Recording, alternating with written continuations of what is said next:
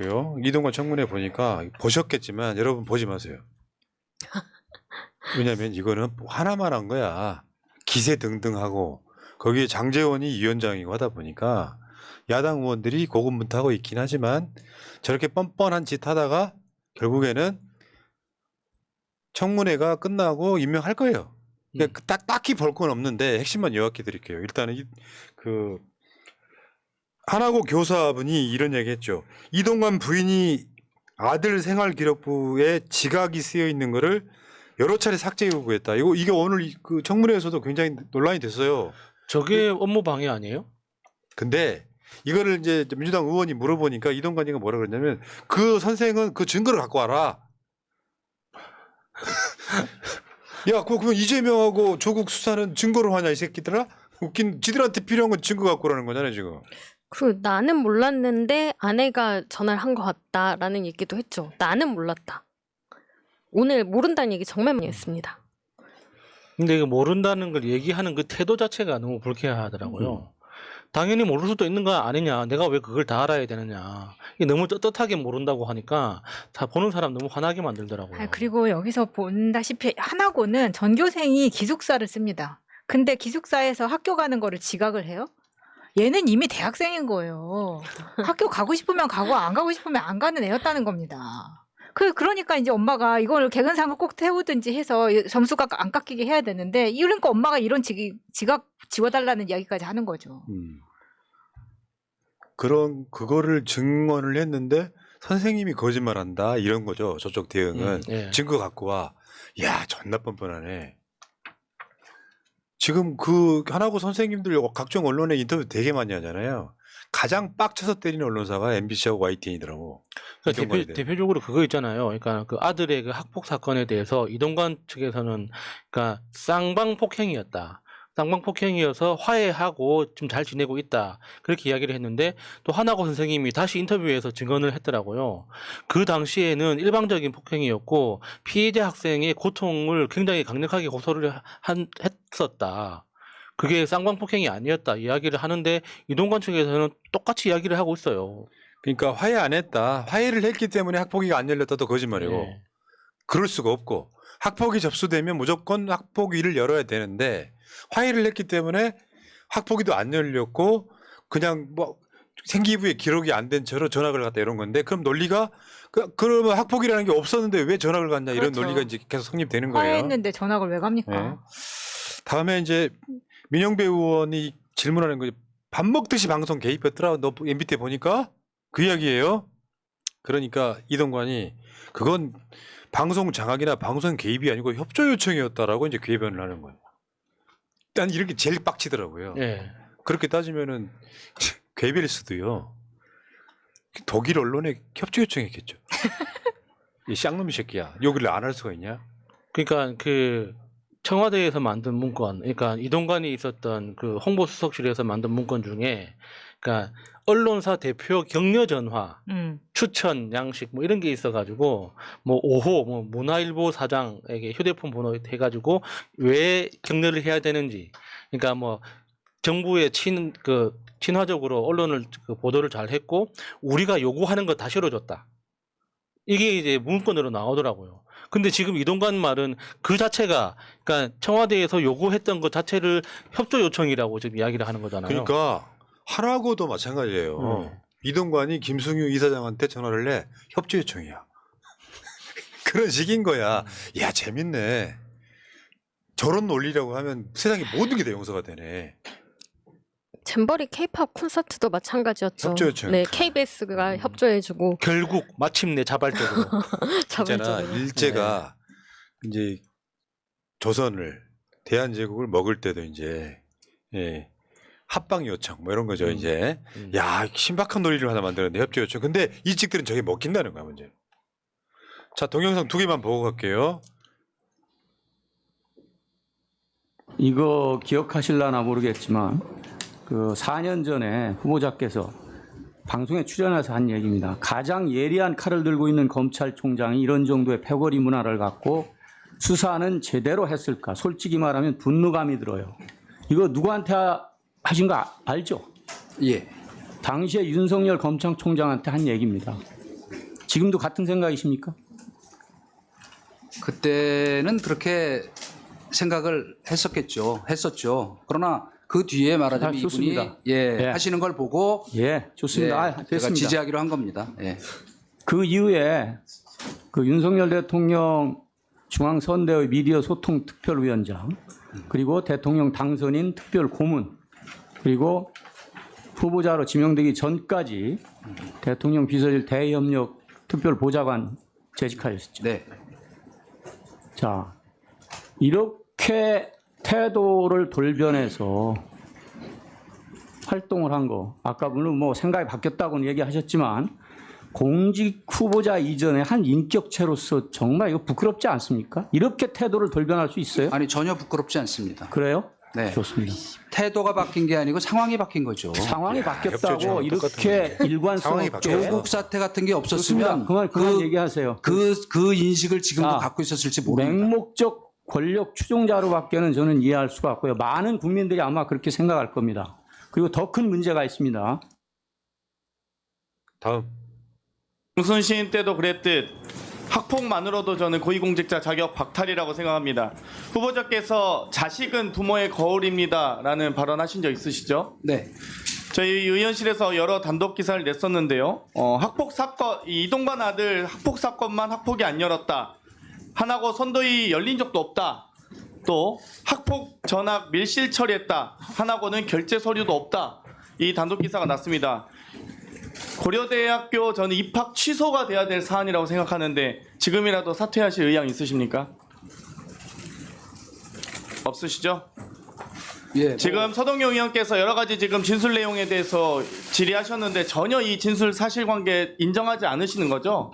그럼 결론부터 여쭤보겠습니다. 아들도 전혀 지금 반성의 기미도 없고 피해 사실이 없다, 가해 사실이 없다라고 얘기하시는 아닙니다. 거죠? 가해 사실 저는 있습니까? 아니 본인도 아주 진지하게 반성하고 아니 그러면 그게 뭘 반성합니까? 지금 여기 목을 잡고 흔드는 행위도 없었고 300번이나 부딪히게 한 것도 없었고 지금 본 사람도 없고 진술을 자기 무작위로 썼다고 지금 방금 발언하시지 않았습니까? 아니 그러니까 가해 사실이 없다고 인정을 안 하신 거잖아요, 진술 내용을. 아니 쌍방 간의 다툼이라는 얘기는 그 피해 학생의 자기 입장문에도 나와 있지 쌍방 간에 않습니까? 다툼이 있었는데 예. 그 부분에 대해서 전학은 왜 가셨습니까? 그러면 전학은 아무것도 잘못한 게 없는데 아니죠. 그러니까 잘못한 건 있습니까? 그 당시 상황은 저희도 전혀 갑자기 통보를 받은 내용이기 때문에 이런 사실이 있으니 전학 가는 게 좋겠다는 것을 폭력 사실에 대해서 받아들인 인정하시나요? 폭력 사실을 인정하시나요? 아니 일부 있었겠죠. 그러나 거짓 그 해명문에 내용을 제가 어떻게 확인합니까? 대해서 입장문 지금 내셨죠. 6월 5일과 6월 8일에 걸쳐서 내셨습니다. 지명도 받기 전에요. 첫 번째 그 선도위 결정을 예. 그러니까 이런 거예요. 자기 방어를 위해서 온갖 궤변들을 갖다 놓는 거 있잖아요. 학폭 입법 일부 있었겠죠. 논리가 안 맞아. 근데 왜 전학 갔어? 그게 논리거든요. 그게 논리라는 게 학폭 덮고 그 학교 못 다니겠으니까 생활기록부에다가 흔적을 남기지 않고 다른 학교 전학 가서 명문대 갔다 이거잖아요. 근데 정순신 씨는 억울하겠다? 정순신 씨는 엄청 억울하겠어. 국가수사본부장에 임명됐다가 아들 학폭 덮었다고 난리가 나가지고 그만뒀잖아요. 이렇게 또 후회하고 있겠죠. 되는 거였어? 그러니까. 한편 놀라고 있겠죠. 그리고 더 중요한 거는 학폭이지만 언론장악인데요. 지금 실제로 청와대 이동관 대변인에 있을 때 얘는 거의 타노스급이었다 그랬지. 개입 안 한 데가 없어. 대변인 역할만 한 게 아니야. 막 저기 그 당시 한나라당에 막 총선 개입하고 막 검찰총장 인사에 개입하고 그러는데 제일 중요한 게 언론장악이죠. 문건이 지금 이미 다 나와 있잖아요. 방송계 쇄신 진행 동향 및 고려사항, MBC 조기 정상화를 위한 추진 방안, 방송사 가을 프로 개편 계기, 편파 방송 근절의 박자.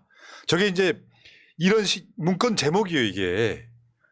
김재동 등 일부 연예인의 수면 마취제 중독성 점검 이런 식으로. 그래가지고 사실상 그 당시에 언론을 완전히 망가뜨린 게 이동관이라는 거지. 협조 요청이었어. 그게. 저는 사실상 무슨 기획사처럼 행동한 것 같아요. 그러니까 어떤 정책의 방향부터 실행의 구체적인 어떤 내용까지 기획해가지고 굉장히 구체적이고 꼼꼼하게 만들었더라고요. 그러니까 그 청와대에서 생산된 문건들이 저렇게 다 나와요. 내용들이 지금 하나씩 넘겨보면. 근데 굉장히 꼼꼼합니다. 잘 보시면은 광고 단가를 하향 조치를 한다거나 MBC 구성원들이 가장 두려워하는 게 뭐냐, 봉급 감소다, 이런 부분을 파고든다거나, 그래서 좌편향 이사진을 전원 교체하고 이렇게 진행할 때 관행에 얽매이지 말고 임명권을 적극적으로 행사해라. 이렇게 디테일한 것들이 나오고 있는데 이걸 이번 정권에 다시 한번 써먹고 이번에는 기필코 성공시키려는 의지도 있을 겁니다. 자, 이 상황이 이렇단 말이죠. 참 결국에는 전과자 하나 데려다가 똑같은 일을 시키면은 뭘 하겠냐고. 배운 게 도둑질인데. 근데 지금 KBS 뭐 2를 민영화하고 뭐 이런 식으로 이야기하잖아요. 원만 공영으로 하겠다. 근데 이게 이번 문건에서도 그대로 나오는, 당시에도 MBC 구성원들한테 니들이 스스로 민영화를 선택하게 만들고 이걸로 다공영 1민영 체제를 그러니까 1공영 다민영 체제로 전환을 시키겠다. 이게 지금 MB 때, 그러니까 10년도 전에 써먹었던 걸 이번에 다시 써먹고 있다는 겁니다. 저걸 맥락이 하나가 있기는 하죠. 전두환 때 언론 통폐합할 때 TBC를 없애버리잖아요. 그리고 KBS다 붙여줘요. 그 KBS 2채널이야. TBC가 당시 중앙 삼성에서 하던 민영방송이죠. 그걸 나중에 방송사 다시 만든 게 JTBC죠. 예. 이제 그런 거란 말이에요. YTN도 공영방송 성격이 있었죠. 여러분들 기억하실지 모르겠지만 YTN은 원래 연합뉴스에서 나온 거예요. 그래서 연합 Y 뭐 텔레비전 뉴스 뭐 이런 게 이제 YTN의 약자인데 나중에 서로 법인이 달라져요. 연합통신하고 YTN이 달라져요. 그래서 연합뉴스 TV가 따로 나오고 YTN이 따로 나오고 따로 존재하게 된 거거든요. 둘 다 국가 세금이 투입되는 방송사 이런 개념이에요. 이 YTN은 이제 민간에 팔겠다는 거잖아요. 그러면 이제 민간에 팔면 YTN 지금 후보자는 강력하게 지금 대두되고 있는 기업이 있잖아요. KBS 2채널도 민영화 시킬 거고 네. 이걸 추진하겠다는 건데 말처럼 쉽진 않아요. 이러다 또 감옥 가 쟤는 봐봐. 근데 문제는 그 현직 기자협회장이 한 말이에요. 이동관 지명은 차기 대선용이다. 윤석열 방송 만들겠다는 거, 방송하겠다는 거. 저게 잘 보면은 윤석열이 방송한다는 게 아니고 윤석열 방송하겠다는. 그러니까 윤석열 방송이라는 저 말이 좀 섬찟하게 들리는 게 단순히 땡 하면은 윤석열 각각해서는 이렇게 하는 방송이 아니라 윤석열이 좋아하는 그 극우 유튜브 채널 있잖아요. 그런 극우 유튜브에서나 다룰 만한 내용을 공중파에서 틀고 싶다는 거예요. 그러니까 결국에는 이 윤석열이라는 이 정치 집단을 지지하는 극우 세력들을 위한 방송 시스템을 만들어서 너희들 잘하고 있다. 그러니까 너희들만 투표장에 나오면은 우리는 영원히 집권할 수 있다. 예. 이런 그 시스템을 만들려고 하는 것 같아요. 역사 스페셜에서 건국절이란 무엇인가 막 이런 게 나오는 거죠. 네, 그렇죠. 이동관 손에 피 안 묻히겠다고 지금 KBS 이사회 예. 이사, MBC 이사 지금 싹 바꾸고 있잖아요. 임명하기 전에 미리 예. 그렇게 하고 있죠. 근데 이번 나온 것 중에 이동관의 병역 이야기 잠깐만 해볼게요. 뭔가 괴랄해. 이동관 병역 핵심. 이동관은 군대를 보안사에서 근무를 했습니다. 80년대 보안사면 날아가는 새가 보고 오줌 지린다는 그런 것이에요. 왜냐하면 당시 대통령 전두환이 보안사령관 출신이잖아요. 저게 나중에 기무사로 바뀌고 뭐 이 과정이 있잖아요. 국정원과 서로 양 날개를 폈던 곳이에요. 네. 근데 얘가 동아일보 입사한 게 1985년 12월 2일입니다. 자기 이력서에도 나와요. 경력 증명서에. 근데 군대를 보안사를 만기 병장으로 제대한 날이 같은 해 12월 12일이에요. 이상하잖아요. 전역도 안 했는데 이미 입사가 돼 있는 상태야. 그리고 현역 군인이 제대 전에 사기업에 취입하는 것은 불법이어서. 그리고 여러 가지 생각나게 하더라고요. 지금 그 동아일보 당시에 저 구인 광고를 보면 남자는 1958년 1월 1일 이후 출생한 자라고 돼 있어요. 근데 이동관은 1957년생이에요. 와우. 지금은 그런 게 많이 사라졌는데 옛날에는 했네. 나이 제한이 있었다고. 나이 많이 먹어도 안 돼요. 근데 1년 이동관이 나이 많이 먹으면 여기 입사를 해. 그리고 더 재밌는 거. 맨 밑에 보시면요.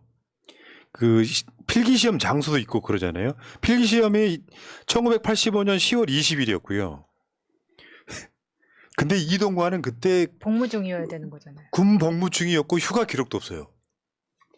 그리고 더 재밌는 건 지원서가 우편 접수를 받지 않는다고 돼 있어. 그럼 가야 되는 거고. 근데 휴가 기록이 없는 거야. 이상하지 않아요? 그 요즘 유행하는 그 드라마 DP에 보면 이제 업무 자체가 외근인 그런 보안사 장병의 그런 특징이었을까요? 그 보안사에서 근무를 해본 적이 없어서 잘 모르겠지만 이게 가능하냐고. 진짜 여러 가지 상상을 하게 만드네요. 그렇죠. 그러니까 나이도 지금 말이 안 되니까 이것도 지금 특혜지 특혜. 이동관 아버지가 누구예요? 진짜 들어봐요. 들어봐요. 이명박은 나는 아닌 것 같아요. 그 의문점을 보안사에 두고 싶어요. 음. 날아가는 새도 떨어뜨린다는 위세가 있었기 때문에 거기 병장 출신인 이동관이가 상당히 특혜를 본 게 아니냐 이런 느낌인데, 자, 병적 증명서 다시 한번 보겠습니다. 전역한 날짜가 1985년 12월 12일 국군 보안사령부라고 되어 있죠. 그러니까 1985년 12월 12일 날 제대했는데 동아일보에 근무한 것은 그러니까 12월 1일부터라는 거. 골 때리죠. 지금 경력 증명서에도 나오잖아요. 12월 1일부터 근무했다고. 이게 건강보험까지도 이렇게 기록이 돼 있다 그래요. 그럼 미스테리하잖아 지금. 그러니까 이거는 엄청난 특혜를 노린 게 아니냐. 쉽게 표현해서 보안사라는 위세를 갖고 여기저기 보안사에서 근무를 했으면 관련된 보안 부대장 등이 있을 수 있잖아요. 그냥 꽂았다라고도 그렇죠. 볼 수 있는 거죠. 네. 보안사에서 언론사에 꽂았다. 음. 라는 의심이 듭니다. 그럴 수도 있고. 그렇지, 그렇지. 그러니까 언론사에다가 보안사 장학생, 전두환 정권 장학생으로 꽂았다고도 볼 수 있는 거예요. 네. 진짜 의혹이 이렇게 많은 사람이 있냐? 특이하네. 예, 과거 군대에서 그 보안사가 가지고 있는 군대 내 그 지위라는 게, 그러니까 하사관이 어떤 부대를 찾아가면 그 부대장이 벌벌 떨었다고 하죠. 그러니까 그냥 병사들, 뭐 상병이나 병장 정도의 병사가 어떤 부대를 가도 최소 중대장이 뛰어나와서 영접을 하고 했다는 그런 이야기가 있지 않습니까? 그만큼 보안사가 가지는 군대 내의 지위가 굉장히 강력했다고 하지 않습니까? 그러니까 그런 이야기하고 종합해서 생각해 보면 정말 여러 가지 상상을 하게 만드네요. 저게 정상적인 입사였는가? 그러니까 언론인으로서의 어떤 실력을 검증받고 들어간 건지, 안 그러면 정말 낙하산처럼 들어간 건지. 그러니까요. 자, 그리고 윤석열이 해외 가기 전에 정의연주 방심위원장 해촉부터 시키고 왔어요. 야, 아버지 발인하고 외국 나가야 되는데 그 사이에 급하게 들어와서 정의연주 해촉시켜. 이것도 말이 안 돼. 해임이 아니고 해촉인 이유가 뭐예요?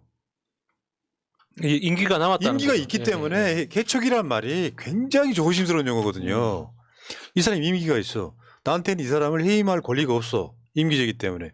그래서 해촉이란 말은 사인할 게 아니잖아, 사실은. 해촉은 어떤 느낌이어야 되냐면요. 조심스럽게 불러가지고 위원장님 죄송하지만 물러나십시오라고 하는 게 해촉이에요. 해촉을 사인하는 게 어딨냐고. 임기제 공무원을. 그 그 정도면 되는 거죠. 네, 해촉 사유도 똑같습니다. 그동안 우리 그 문재인 정권 때 임명됐던 그런 사람들 털어대는 거랑 똑같습니다.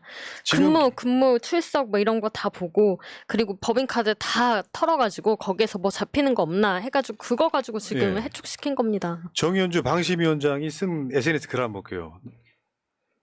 다시 예. 이분은 저한테 진짜 새끼손가락 같은 아픈 손가락 같은 분인데 또 이렇게 물러나시네.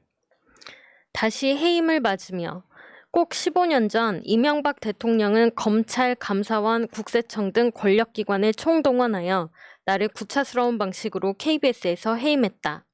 역사는 다시 뒤집어져 이번에는 윤석열 대통령이 나를 해임했다.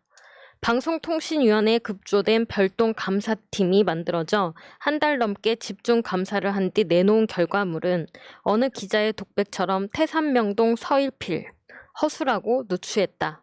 15년 전처럼 기록과 법적 대응으로 무도한 윤석열 대통령 집단과 다시 싸워야겠다. 1975년 3월 자유 언론을 위해 싸우다 동지들과 함께 동아일보에서 해직되었다. 그때 우리들을 집단 해고한 권력의 핵심 박정희 대통령은 그 뒤 저격당해 세상을 떠났다. 2008년 8월 이명박 대통령은 나를 KBS에서 해임했다. 그는 결국 감옥에 갔다. 2023년 8월 이번에는 윤석열 대통령이 나를 방송통신심의위원회 위원장 자리에서 해임했다.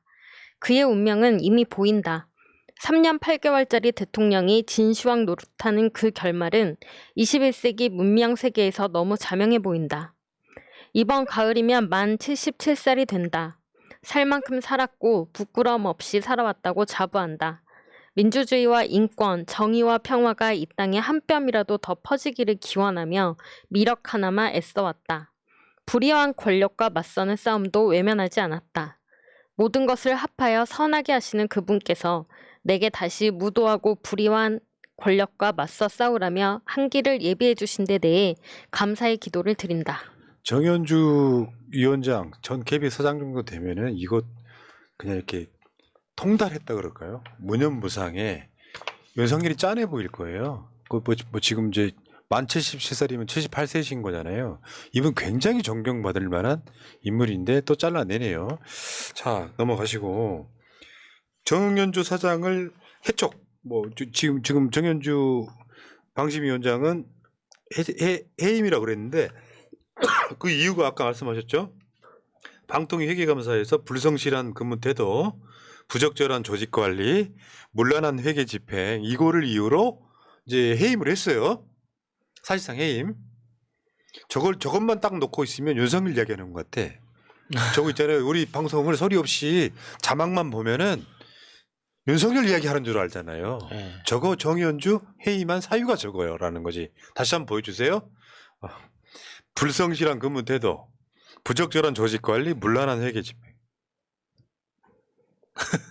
저것만 보면 윤석열 이야기하는 것 같잖아. 그렇죠. 거울 좀 보고 말해 이 양반들아. 어떻게 저런 걸로 해임했다는 거 있잖아. 보통 보면 무슨 뭐 이제 카드를 어떻게 썼네. 정현주 개인의 비리는 아예 없는 거예요. 저거랑 비슷한 방식으로 해임시키려다가 결국 해임 못 시켰던 사람이 전현희 위원장이잖아요. 야 무슨 근태라 그래갖고 출근을 뭐 안 했다. 출근 알고 보면 서울 사무소로 해. 그리고 또 저 권익위 원장이 저기 세종에 있는 사무실로만 꼭 가야 되는 것도 아니야. 그랬더니 결국 숙소에서 동파돼 갖고 공사한 거 요거를 횡령했다고 100만 원 정도 되는 거. 뭐 대단한 새끼 하나 나왔구만 진짜. 자 그리고 여기까지 이야기는 여기까지.